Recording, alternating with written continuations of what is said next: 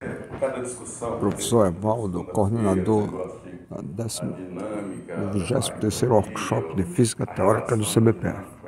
Eu mudei um pouco minha palestra só para mostrar algumas coisas que eu tinha feito. No final eu vou falar um pouco sobre o Carnot e a generalidade dessas coisas, né? Então, bom, primeiro eu vou falar sobre a Fokker-Planck linear e não linear e a relação dessas formas com outras formas entrópicas, dar um exemplo físico, discutir as transformações de Legendre, lei da termodinâmica e o ciclo de Carnot.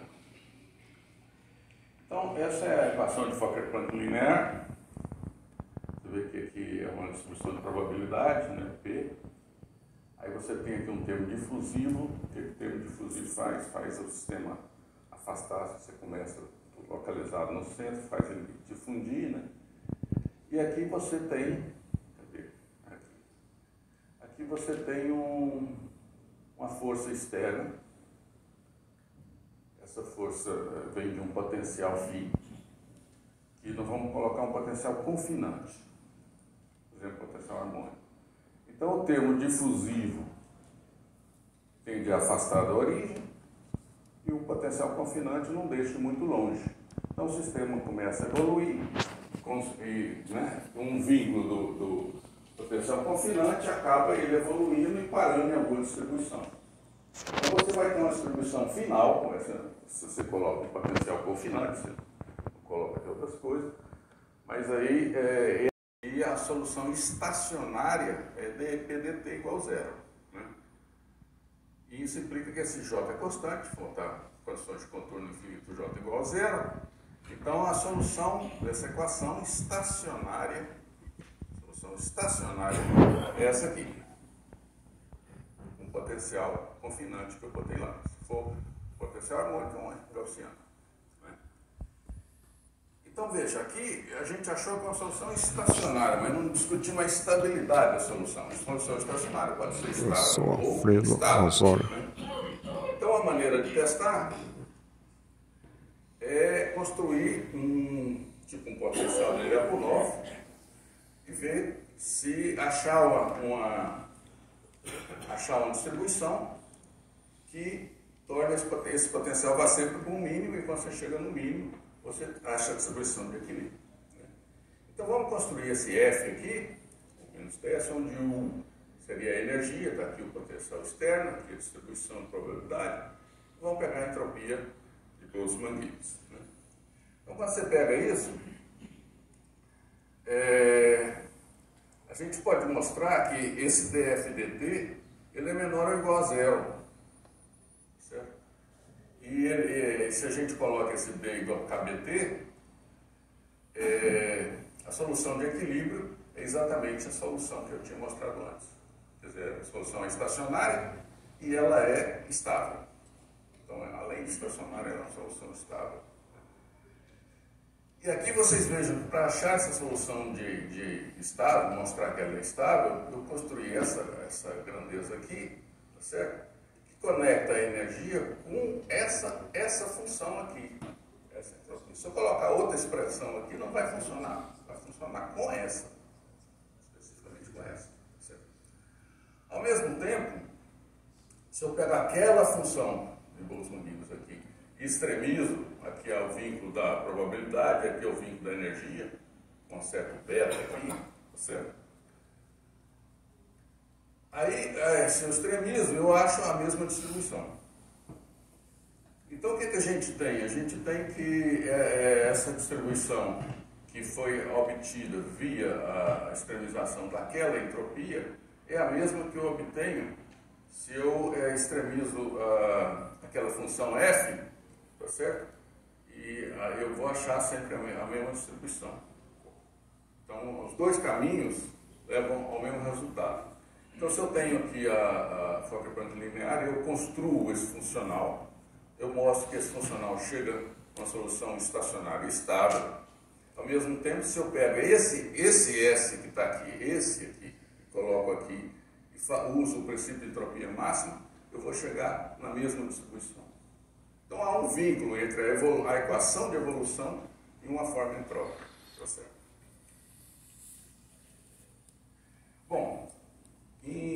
década de 90, né, aqui é o Plastino pai e o Plastino filho, os dois têm uma interação forte aqui no Brasil, mas sempre aqui. O Plastino filho, inclusive, tem um projeto aqui com a gente. Eles publicaram esse artigo, que estão chamando também de Plastino Equation, né, que no fundo é a equação de Fokker-Planck, onde você tem uma potência aqui, que é linear. A Fokker-Planck aqui não é não linear, certo? Isso é inspirado um pouco na equação de Poros-Midget de 1927, que é uma equação de difusão em meios porosos. Era uma equação que tinha uma não linearidade aqui. É a equação de fusão não linear, né? Então aqui, além disso, tem essa parte da força aqui. Então, mesma coisa, né? Aqui também é um termo que tem de difundir, aqui é um termo confinante. De novo, você vai ter uma distribuição, mas a distribuição não vai ser aquela gaussiana, certo? Então, isso chega numa distribuição, obedece ao mesmo tipo de... Você pode mostrar pelo teorema, aquele teorema H, construir um F aí, você pode mostrar que também tem um equilíbrio. E aí o Fernando e eu falamos, pô, isso a gente poderia mostrar de uma maneira muito geral, a situação de equilíbrio. Então, propusemos uma distribuição, uma equação muito geral, onde aqui era P, botamos um funcional de P, e aqui era D2, era a equação de fusão, botamos aqui um funcional aqui de P também. Então nós temos dois funcionais aqui, um Psi e um P, e um ômega, né, que são positivos.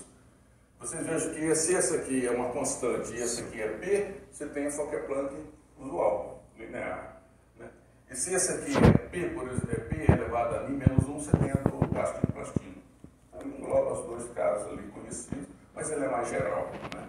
Falamos, será que aqui a gente consegue achar uma relação entre uma forma entrópica e uma equação de evolução? Olha, a ligação aí com a evolução com a entropia, né? Que foi discutido na segunda-feira. Então propusemos uma forma entrópica assim, absolutamente geral, né? É uma integral de um certo funcional, uma densidade aqui G de P, que eu não sei qual que é. Né? Obviamente satisfazendo alguns requerimentos básicos. Se esse G de P é P log de P, eu tenho Boltzmann-Gibbs. Se é, por exemplo, P aqui, eu tenho o S aqui lá do Constantino. Se é o square ali, se essa expressão eu tenho a entropia de Carnot-Dax, etc. Então engloba um monte de coisa. E eu tenho a energia. Aí eu posso construir uma função, um funcional também aqui, né, com essa coisa muito geral aqui. E, obviamente, a equação de evolução é essa, e eu quero impor que esse funcional, derivada em relação ao tempo desse funcional, seja menor ou igual a zero, quer dizer, tenda a um equilíbrio, a uma distribuição, a uma solução estacionária que seja estável. Quando eu faço isso, eu obtenho uma equação muito interessante. Obviamente, eu assumo que esse D aqui é uma temperatura, e eu quero impor isso. Aí nós obtivemos, o Fernando e eu, essa equação eu acho muito bonita, publicamos em 2007, que aqui, lembra que a entropia era a integral desse funcional aqui, absolutamente geral. E esse ômega e esse psi eram aqueles funcionais não lineares lá da equação de Fokker-Planck. Então, desse lado aqui, você tem um lado dinâmico, dizendo, e aqui você tem um lado entrópico. Então, essa equação, ela conecta a forma entrópica com a dinâmica. Se eu tenho uma equação de Fokker-Planck, você me dá uma equação de Fokker-Planck qualquer, eu te digo qual a entropia que estaria associada àquela equação para chegar numa solução final que é estável, estacionária estável. Então, a forma entrópica vai depender da dinâmica que eu estou colocando aqui, tá certo? Então, se você coloca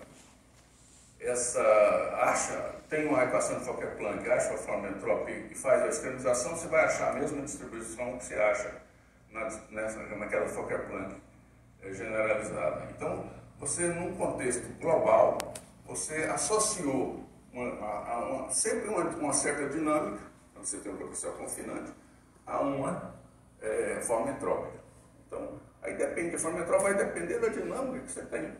Essencialmente isso. Né? Bom, aqui é repetindo. Então o esquema aqui funciona também. Certo?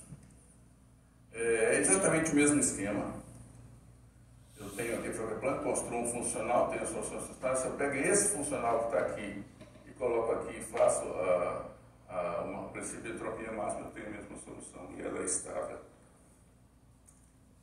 Isso serve para um lado e para o outro. Isso aqui é só para falar que, por exemplo, tem a entropia de Carnot-Dax, que é essa entropia aqui.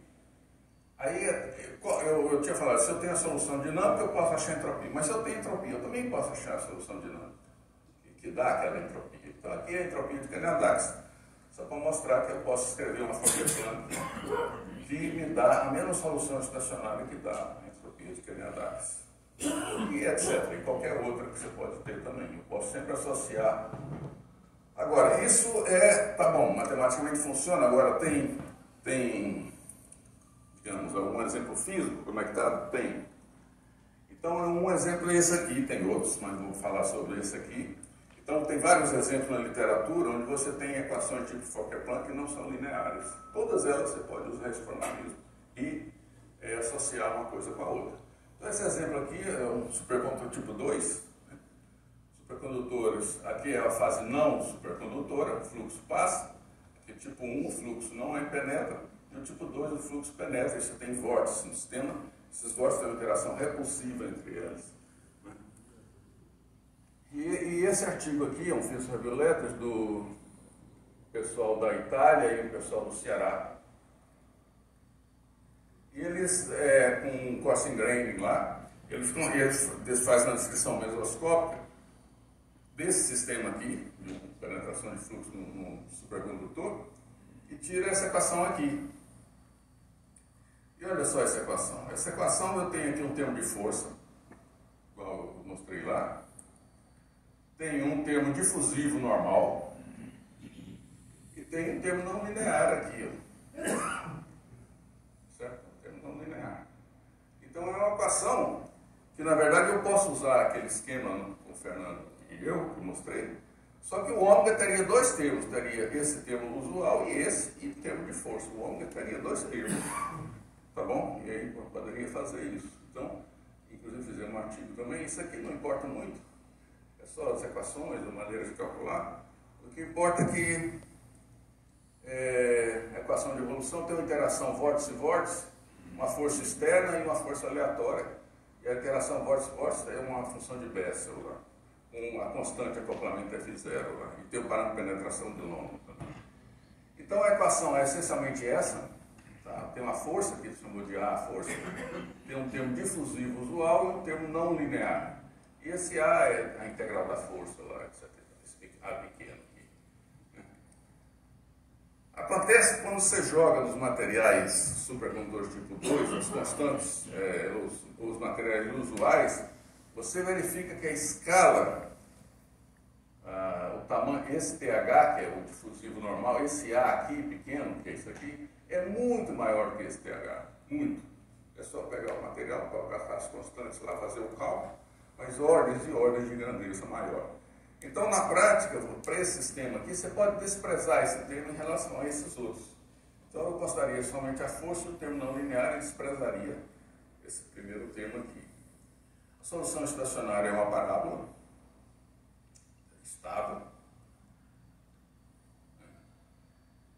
Então, essa solução, se eu desprezo esse termo aqui, então o psi é ρ, e o ômega é um termo proporcional a ρ. Quando você joga naquela equação, a entropia associada a essa entropia, que parece ter o que o Fernando mostrou aqui na palestra dele, e que também seria o S2 aqui, um S aqui, porque é igual a 2. Está ligado à potência da não linearidade, dá a potência aqui, né? Mas pode ser outros tipos de função também. E a energia, bom, é aquela expressão, né, integral. Né? Então, essa equação,